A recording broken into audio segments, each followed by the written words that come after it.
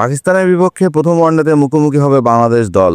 কেমন হতে পারে বাংলাদেশের একাদশ? সেই একাদশটা নিয়ে যদি পর্যালোচনা করে দেখতে চান, তাহলে অনেকটাই একাদশটা এমন হতে পারে যে ওপেনিং স্লটে আপনারা ভরসা রাখতে পারেন সাইফ হাসান এবং সৌম্য সরকারের উপর।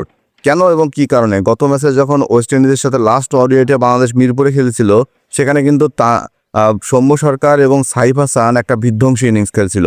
তো সেই কারণেই সৌম্য সরকার এবং সাইফ হাসানকেই আমি ওপেনিংয়ে প্রেফার করি, এবং সেখানে লেফট হ্যান্ড এবং রাইট হ্যান্ডের মধ্যে একটা কম্পিটিশন থাকবে। 3 নম্বরে যদি খেলাতে চান, সেখানে নাজমুল হোসেন শান্ত অবশ্যই পারফেক্ট, কারণ লাস্ট এবং বিগত সিরিজগুলোতে নাজমুল হোসেন শান্ত 3 নম্বরে খুব ভালো ব্যাটিং করে আসছে, এবং 3 নম্বর যে পজিশনটা আছে বাংলাদেশ ক্রিকেট দলের, টেস্ট বলেন ওডিআই বলেন, সেখানে নাজমুল হোসেন শান্ত কিন্তু একদম নিজেকে খাপ খাইয়ে নিয়েছে। 4 নম্বরে যদি আপনি বলেন, এই জায়গায় কিন্তু বাংলাদেশ অনেকজনকেই ট্রাই করছে।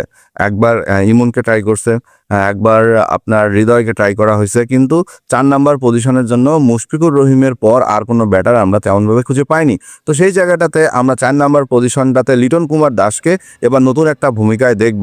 লিটন কুমার দাসের পরে 5 নম্বর পজিশন, সেখানে তাওহিদ হৃদয় একদম নিজেকে খাপ খাইয়ে নিছে, দলের বিপদে তিনি হাল ধরে নিজেকেও তিনি সামলায় নিছে।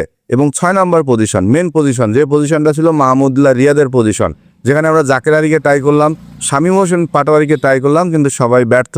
দিন শেষে 6 নম্বর পজিশনের জন্য আফিফ হোসেন ধ্রুবকেই দলে নেওয়া হয়েছে। আর আফিফ হোসেন ধ্রুব যদি ওই জায়গাতে সেট হতে পারে এবং সুযোগটাকে কাজে লাগাতে পারে, তাহলে আফিফ হোসেন ধ্রুব 2027 সালের বিশ্বকাপ পর্যন্ত কিন্তু বাংলাদেশে স্থায়ী হয়ে যেতে পারে, কারণ সুযোগের সদ্ব্যবহার করতে না পারলে তো আর কিছু করার থাকবে না। 7 নম্বর পজিশন লোয়ার মিডল অর্ডারে আমরা সবসময় অনেকজনকে এখানেও ট্রাই করতে দেখছি ঘুরিয়ে পেঁচিয়ে, কিন্তু কেউ স্থায়ী হয় নাই। তবে আজকের ম্যাচের জন্য 7 নম্বর পজিশনে মাহিদুল ইসলাম অঙ্কন খেলবে এটা মনে হয়, অথবা মেহেদী হাসান মিরাজকে আমরা লোয়ার মিডল অর্ডারে দেখতে পারি।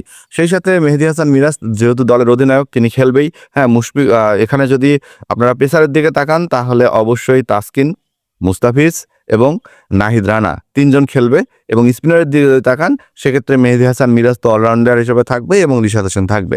তো এই হচ্ছে বাংলাদেশের মোটামুটি আজকে পাকিস্তানের বিপক্ষে প্রথম একাদশ। যেহেতু মিরপুরের উইকেট, সেহেতু যে দল আগে জিতবে সে দল কেউই প্রথমে ব্যাটিং করতে চাবে না, পরে বোলিংয়ে করবে, কারণ ডিউ ফ্যাক্টর নামে একটা জিনিস আছে, যেখানে দুইটা দলকেই সেকেন্ড ইনিংসে ব্যাটিং করার সময় হেল্প করবে।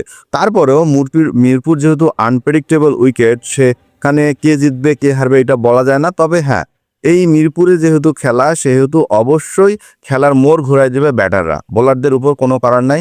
যদিও পাকিস্তানের অধিনায়ক বলছে, পাকিস্তানের কোচ বলছে যে মুস্তাফিজ মিরপুরের রাজা, মুস্তাফিজকে একটু দেখে শুনে খেলতে হবে। সেই সাথে বাংলাদেশের স্পিন অ্যাটাক পাকিস্তানের চেয়ে অনেক উন্নত। সো বাংলাদেশের বোলিং অ্যাটাক হচ্ছে ফার্স্ট ক্লাস বোলিং অ্যাটাক। আমরা যদি এই বোলিং অ্যাটাকের বিপক্ষে সাবধানতাভাবে না খেলি, তাহলে আমরা কিন্তু পেরে উঠবো না। তো সেটা একটা ব্যাপার আছে। সেই দিক থেকে যদি এই যে উইকেটটা হবে, মিরপুরের ওয়েট এখানে 280 রান বা 260 রানে পারফেক্ট একটা উইকেটে খেলা হবে বলে আমার মনে হয়। এখন দেখার বিষয় প্রথম ওডিআইতে আসলে বাংলাদেশ এবং পাকিস্তান কেমন করে, বাংলাদেশের ব্যাটাররা কেমন করে। যদি যেহেতু মেহেদী মিরাজ গতকাল প্রেস কনফারেন্সে এসে বলছে ব্যাটাররা যদি দায়িত্ব নেয়, তাহলে এই ম্যাচটা আমাদের জেতা সম্ভব।